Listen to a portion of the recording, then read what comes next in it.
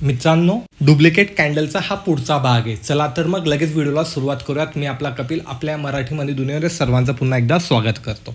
तुम्ही पाहिलेली असेल आपली एक इंटरेस्टिंग स्ट्रॅटेजी आलेली होती आणि त्याला मिळालेला रिस्पॉन्समुळे आपण ना अजून स्कॅल्पिंगमध्ये तिला कशा प्रकारे यूज करू शकतो त्यासाठी हा पुढचा भाग आहे. मित्रांनो, ही स्ट्रॅटेजी त्यामध्ये इन डिटेल एक्सप्लेन केलेली आहे डुप्लिकेट कॅन्डलस्टिक पॅटर्नमध्ये. लिंक तुम्हाला डिस्क्रिप्शन पण मध्ये मिळून जाईल आणि आय बटनला पण मिळेल, ती पाहून घ्या. आता त्या स्ट्रॅटेजीमध्ये आपण इन डिटेल जाणार नाही आहे, आपण तिला स्कॅल्पिंगमध्ये कशा प्रकारे यूज करू शकतो ते पाहणार आहे. तर त्यासाठी सर्वात मेन मित्रांनो, आपल्याला इथे 3 मिनिटाची कॅन्डलस्टिक पॅटर्न लावायचं. 3 मिनिटाचं का लावायचं आहे? बिकॉज ऑफ आपल्याला या ठिकाणी ना स्कॅल्पिंग करायची. आता स्कॅल्पिंग कशी करता हे तुम्हाला माहिती आहे की स्कॅल्पिंग करताना सर्वात पहिले मित्रांनो एक पूर्ण असा ट्रेंड आहे. ह्या ट्रेंडला पूर्णपणे मला कॅप्चर करायचं नाही, पण याचा पर्टिक्युलर मला एवढा भाग कॅप्चर करायचा आहे. आणि स्कॅल्पिंग करताना सर्वात महत्त्वाचं लक्षात ठेवायचं, स्कॅल्पिंग म्हणजे एक प्रकारची चोरीसारखं. कधी तुम्ही तुमचं ॲटिट्यूड ठेवलं तर या ठिकाणी चांगलं प्रॉफिट होणार आहे. चोर काय करतो? एंटर होतो, फटाफट जे लागेल हाताला ते सर्व तो तिथून कलेक्ट करतो आणि लवकर निघतो. तो तिथे बसून वाट नाही पाहत किंवा जास्त वेळ तिथे टाईम स्पेंड नाही करत. तर स्कॅल्पिंग म्हणजे थोडंसं आपल्याला चोरा टाईपच या ठिकाणी बिहेवियर करायचं. एंटर केलं, जितकं लागतं हाताला तितकं घ्यायचं आणि एक्झिट करायची. आलंय लक्षात? यामध्ये पण रिस्क टू रिवॉर्ड रेशो खूप सही तुम्हाला मिळणार आहे, ते आपण चार्टवर पाहणारच आहे. थोडक्यात एक बेसिक नियम पाहून घेऊ. डुप्लिकेट कॅन्डलस्टिक पॅटर्न म्हणजे काय? जी पहिली कॅन्डल आपल्याला पाहायला मिळालेली आहे, जशी की ही मारुबुजू, तर सिमिलर सेकंड कॅन्डल सुद्धा आपल्याला मारुबुजूच हवं. 19-20 इथे चालणार आहे. 19-20ची संकल्पना त्यामध्ये डिटेल सांगितली म्हणून मी आता परत जाणार नाही. कलर डझन मॅटर आहे. यामध्ये पण सिमिलर आहे मित्रांनो की आपल्याला हाय किंवा लो ब्रेक व्हायला हवा इन्स्टंट विदिन 2 कॅन्डल. इथे थोडासा नियम बदललेला आहे 2 कॅन्डलमध्ये, कारण आपण स्कॅल्पिंग करतो, आपण जास्त वेळ इथे वेट करणार नाहीये. अजून एक गोष्ट मित्रांनो, यामध्ये एक की पॉईंट लक्षात ठेवायचा आहे. कधी तुम्हाला 3 कॅन्डल सिमिलर बनताना दिसल्या तर हा जॅकपॉट आहे. 3-4 जितक्या कॅन्डल सिमिलर बनताय, कारण 3 मिनिटाच्या टाइम फ्रेममध्ये ही शक्यता आपल्याला पाहायला मिळते मित्रांनो. तर जितक्या सिमिलर कॅन्डल बनताय ना, तर तितका मोठा इथे जॅकपॉट लागायची शक्यता आहे, हे लक्षात ठेवायचं. मग जेव्हा ही 2 पेक्षा जास्ती कॅन्डल तुम्हाला बनताना दिसताय ना, इथे एक तुम्हाला मोठा ट्रेड मिळू शकतो. स्टॉप लॉस हिट होईल का? होतात मित्रांनो, स्टॉप लॉस हिट होता. अशी कोणतीही स्ट्रॅटेजी नाही की तिच्या स्टॉप लॉस हिट होत नाही.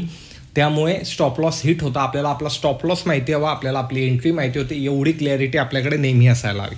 चला तर मग लगेच चार्टवर जाऊयात. आपण इथे पहिल्यापासूनच 3 मिनिटाची टाईम फ्रेम इथे प्लेस केलेली आहे. अजून एक गोष्ट आहे मित्रांनो, व्हिडिओ पूर्ण पहा, कारण 3 मिनिटामध्ये भरपूरसे नियम चेंज होताना तुम्हाला दिसणार आहे. कसं आहे, आपली स्ट्रॅटेजी काय सांगते की कॅन्डल क्लोज होण्याचा वेट करायचा आहे. 5 मिनिटामध्ये आपण करत होतो, तर 3 मिनिटामध्ये तर आपल्याला डेफिनेटली इथे वेट करायचाच आहे. पण जी कॅन्डल ब्रेकआउट होते सपोज, तर ती कधी खूप मोठी बनली तर या ठिकाणी आपल्याला तिला टोटली अवॉइड करायचं आहे. खूप मोठी बनल्यानंतर आपल्याला अवॉइड करायचं आहे. मे बी वरती जाऊ शकतं, पण मी इथे अवॉइड करणार आहे, कारण रिस्क टू रिवॉर्ड आपला त्यामध्ये बसत नाही, कारण आपला स्टॉप लॉस मोठा होऊन जातो. ह्या स्ट्रॅटर्जीचं विशेष महत्त्व काय? आपला स्टॉप लॉस लहान आहे, आणि जेव्हा ही स्टॉप लॉस लहान आहे ना, तर तेव्हा आपल्याला प्रॉफिट होण्याची शक्यता खूप जास्त असते आणि लॉस होण्याची शक्यता खूप कमी असते. त्यामुळे मोठी कॅन्डलने कधी ब्रेकआउट किंवा ब्रेकडाऊन केलं तर या ठिकाणी आपल्याला त्या ट्रेडला टोटली अवॉइड करायचं आहे. उदाहरणार्थ मी तुम्हाला चार्टवरच दाखवतो. आता या ठिकाणी आले डुप्लिकेट कॅन्डल, तुम्ही पाहू शकता. ह्या 2 कॅन्डल आहे लहानशा, रेड आणि ग्रीन, बरोबर आहे. तुम्ही पाहू शकतात मित्रांनो किती ॲक्युरेट कॅन्डल इथे बनलेली. ब्रेकआउट पुढच्याच कॅन्डलने दिलं, पण इतकी मोठी कॅन्डल बनल्यानंतर मी इथे एंट्री करणार नाही, कारण कॅन्डल क्लोज झाल्यानंतर आपल्याला एंट्री करायची. कॅन्डल क्लोज झाल्यानंतर कधी आपण इथे एंट्री केली तर आपला स्टॉप लॉस ह्या कॅन्डलच्या खाली आहे. तर एवढा मोठा मला स्टॉप लॉस नको. स्कॅल्पिंगमध्ये तर बिलकुलच नको. स्कॅल्पिंगमध्ये मोठा स्टॉप लॉसने तुम्ही काम करू शकत नाही. दॅट्स वाय तुम्हाला हे अवॉइड करायचं आहे. आले लक्षात? त्याचप्रमाणे मित्रांनो तुम्ही इथे पाहू शकता, ह्या डुप्लिकेट कॅन्डल बनल्या आहे, बरोबर आहे, ग्रीन आणि रेड. परत मोठी कॅन्डल बनली, गेलंय मार्केट खाली, इथून पण गेलंय वरती, तरीही मी अवॉइड करणार आहे, बिकॉज माझा स्टॉप लॉस मोठा होतो. मला स्टॉप लॉस लहान हवा आहे. दॅट्स वाय मी इथे एंट्री करणार नाही. हे लक्षात ठेवायचं सर्वप्रथम. आता मागे जाऊयात आणि मागे पाहूयात कुठे कॅन्डल पाहायला मिळते. तर मित्रांनो या ठिकाणी मला ह्या 2 कॅन्डल पाहायला मिळत आहे, एक रेड आहे आणि एक ग्रीन आहे. तर याचा मला हाय आणि लो मार्क करायचा आहे. जसं की मी हायला इथे मार्क केलं आणि या ठिकाणी यांचा लोला मार्क केलेलं आहे.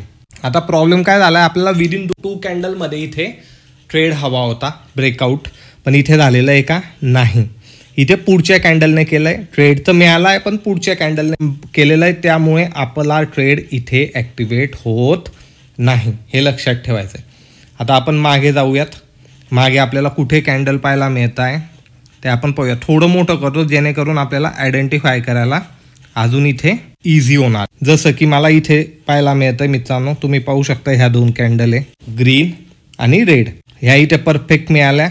यांचा हाय आणि लो मी मार्क करून घेतला आणि तुम्ही पाहू शकता रिस्क टू रिवॉर्ड नुसार पुढच्याच कॅन्डल ब्रेकडाऊन केला आणि खाली मार्केट आलं. इथे माझा एक्सेल आहे. एकदम सही ट्रेड मिळाला.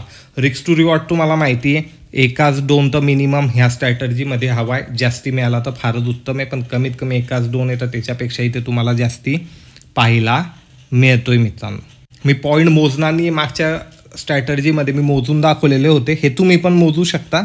आपण स्ट्रॅटर्जीला समजून घेऊ आणि काय काय नियम आपले स्कॅल्पिंगमध्ये बदलत आहेत ते लक्षात घ्यायचे. मी तुम्हाला सांगितलं चोरासारखा बिहेवियर करायचा. इन्स्टंट आपल्याला आपलं टार्गेट मिळतं आहे, प्रॉफिट चांगलं होतोय, तर आपल्याला इथून एक्झिट व्हायचं आहे. आता आपण परत मागे जाऊयात आणि मागे पाहूयात आपल्याला कुठे डुप्लिकेट कॅन्डल पाहायला मिळत आहे. या ठिकाणी या 2 कॅन्डल पाहायला मिळत आहे, रेड आणि ग्रीन. सिमिलर आहे, तुम्ही पाहू शकता किती मोठा फॉल आला. काही ठिकाणी लहान काही ठिकाणी मोठं, हे पण तुम्हाला प्रॉफिट या ठिकाणी पाहायला मिळेल मित्रांनो. तर लक्ष ठेवायचं आहे आपल्याला आपल्या स्ट्रॅटर्जीकडे. विदिन दुसऱ्या कॅन्डलने त्याच्या खाली ब्रेकडाऊन दिलं आणि तिथून मार्केट खालच्या साईडला आलेलं आपल्याला दिसतंय. परत आपण मागे जाऊन पाहूयात आपल्याला कुठे आपली स्ट्रॅटर्जी परफेक्ट वर्क करताना दिसते. आता या ठिकाणी तुम्ही पाहू शकतात मित्रांनो, ही ग्रीन कॅन्डल आणि रेड कॅन्डल आहे. त्याचा हाय या ठिकाणी मी मार्क करतो आणि त्याचा लो मी या ठिकाणी मार्क करतो. आता एक गोष्ट लक्षात ठेवायची, तुम्ही म्हणणार की आपला नियम काय सांगतो, विदिन सेकंड कॅन्डलमध्ये आपल्याला या ठिकाणून निघायचं, पण थर्ड कॅन्डल पण ऑलमोस्ट सिमिलर आहे. तिची बॉडी ऑलमोस्ट सिमिलर आहे विदिन पुढच्या 2 कॅन्डलमध्ये, तर आपण हिला ना कंटिन्यू मध्ये घेऊ शकतो.